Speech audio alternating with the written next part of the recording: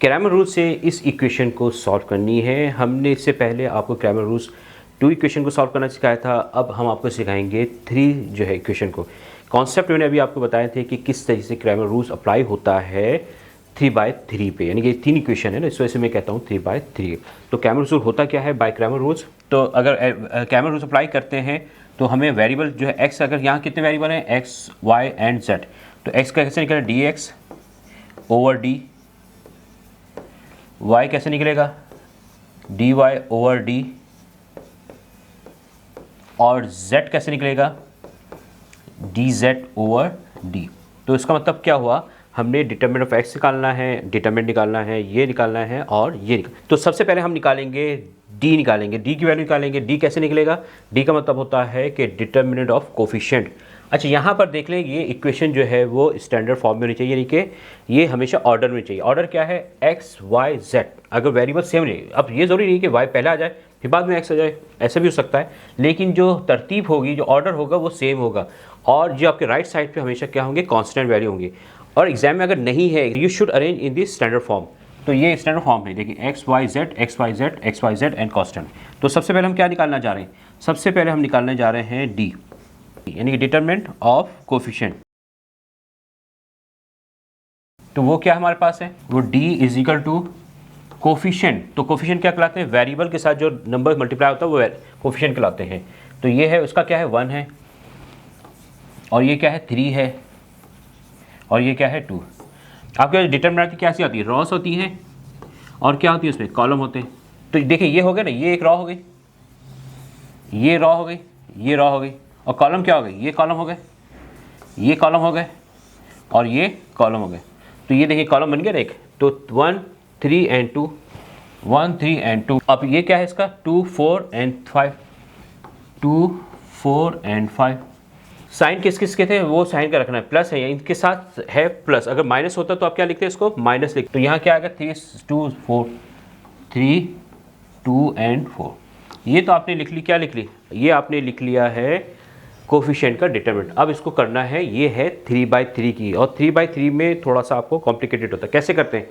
इसका तरीक़ेकार है first row first operation, right? तो फर्स्ट रो फर्स्ट ऑपरेशन क्या है? पहली रो ले लें और पहला कॉलम ले लें, उसको छोड़ दें, बाकी क्या है? ये लेंगे। तो हम इसको कैसे लिखेंगे? 1, ये पहली रो छोड़ दिया, पहला कॉलम छोड़ दिया, तो ये 4 2 5 एंड 4। देखिए ये तमाम चीज़ें हमने आपको सिखाई हुई है क्लासेस में। वो अगर जो स्टूडेंट मिस कर गए हैं, जिनको नहीं समझ, वो पहले वो उसको देख लें। फिर इसके बाद क्या आता है? ये प्लस आता है, फिर इसके बाद क्या आता है? माइनस। ये फार्मूले का माइनस है। फिर क्या लेंगे? फर्स्ट रो सेकंड कॉलम, तो ये 2 लेंगे, तो इसको छोड़ दें और इसको छोड़ दें, तो क्या लिखेंगे? 3 एंड 2, 2 एंड 4। फिर प्लस माइनस फिर प्लस, तो पहली रो पहला कॉलम छोड़ दें, तो क्या बच गया आपके पास? यहाँ आएगा 3, और ये आएगा 3 4 2 5, 3 4 एंड 2 5। ये डिटरमिनेंट निकालने का तरीक़ेकार है 3/3 का, जो कि हमने डिटेल में डिस्कस किया था अपनी प्रीवियस क्लास में।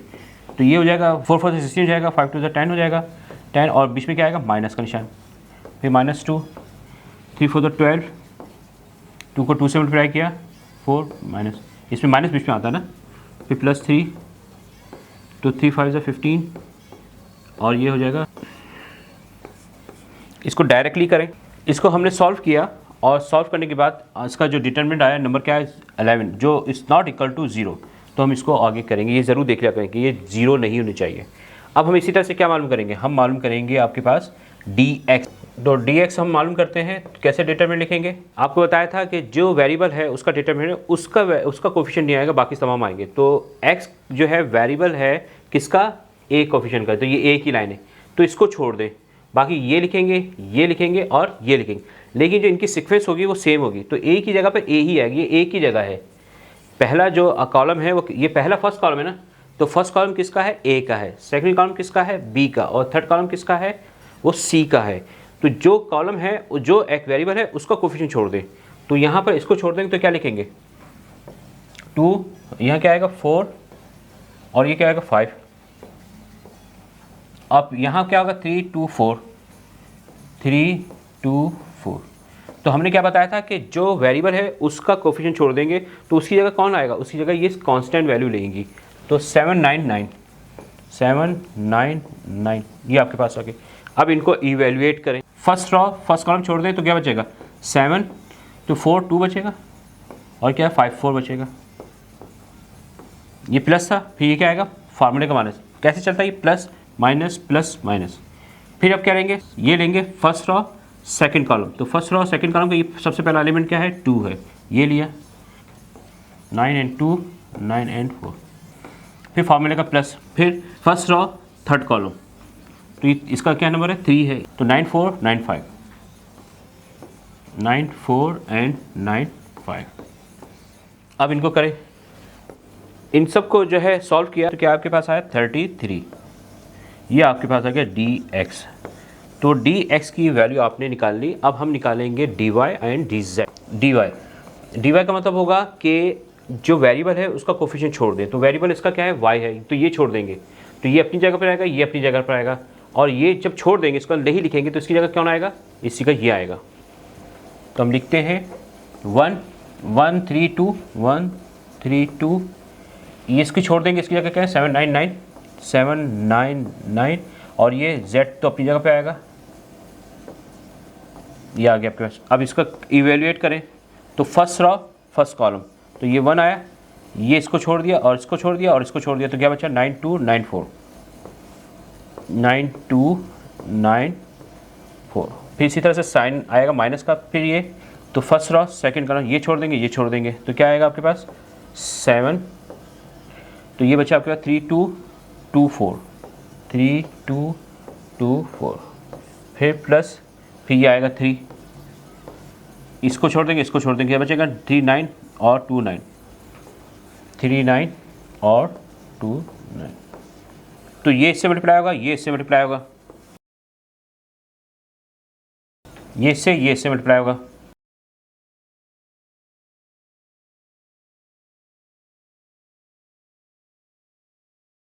इनको सॉल्व किया, आपके पास वैल्यू आ गई, y की वैल्यू कितनी आ गई, माइनस का 11 आ गया आपके पास, ये dy आ गया।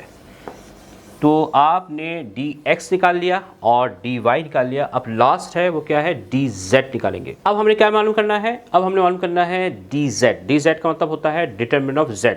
जो वेरिएबल है उसके कोफिशिएंट को छोड़ दें और उस जगह पर हम लिख देंगे कांस्टेंट वैल्यू, राइट। तो ये है x की वैल्यू है, ये y की वैल्यू है और ये z, तो इसकी जगह पे नहीं लिखेंगे, इसकी जगह पर ये आ जाएगा। तो हम कैसे लिखेंगे इसको, तो यहाँ आ जाएगा a1 b1 c1 होगा ना, तो 1 3 2 2 4 5 2 4 5 और z की वैल्यू क्या थी 3 2 4 थी, इसकी जगह आएगा 799, कांस्टेंट वैल्यू लेंगे 799। तो आपने देखा इस पे सिर्फ मूव क्या कर रहा है, सिर्फ मूव कर रहा है कांस्टेंट वैल्यू। जब x निकाला तो x की जगह पे कांस्टेंट आ गया था, y निकाला तो y की जगह कांस्टेंट, अब z निकाल रहा है तो z की जगह पे कांस्टेंट आया। तो इसको इवेल्युएट करें तो फर्स्ट रॉ फर्स्ट कॉलम का कर लें, 1 हो गया, तो ये हो गया 4 9 5 9, तो माइनस आया। अब फर्स्ट रॉ फर्स्ट कॉलम छोड़ देंगे तो क्या बचेगा 3 and 9, ये 2 आएगा, यहाँ पर ये 2 आ गया, 3 and 9 2 and 9, फिर प्लस का फार्मूले का फर्स्ट रॉ थर्ड कॉलम, तो ये हो गया 7 और ये लेंगे 3 4 2 5 3 4 and 2 5। अब इसको आपने सिंपली मल्टीप्लाई करना है।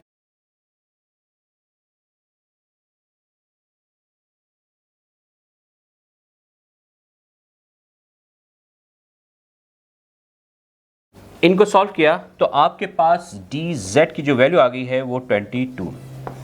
तो आपने देखा हमने तीनों वैल्यू निकालनी, हमने डिटरमिनेंट d निकाला, फिर dx निकाला, फिर dy निकाला और फिर dz निकाला।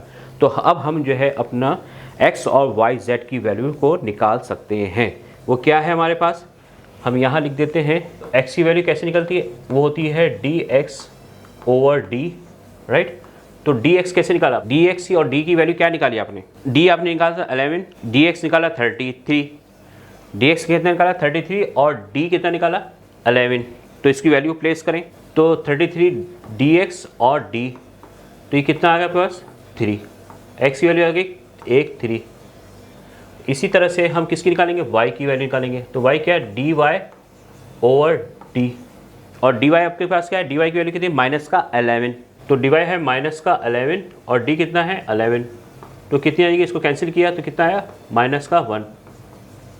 इसी तरह से हमें क्या निकालना है, z कैसे निकालना, dz ओवर d, dz कितना निकाला आपने, dz निकाला है 22 और d कितना है 11, तो इसको किया कितना आया, ये आ गया 2। तो आपके पास जो आई वैल्यू आई है तो कितनी आई आपके पास, आपके हिस्स, तो x कितना हो गया 3, y कितना हो गया -1 और z कितना हो गया 2। तो इस तरीके से जो है क्वेश्चन किए जाते हैं ग्रामर रूल्स। तो hopefully you have learn from this video.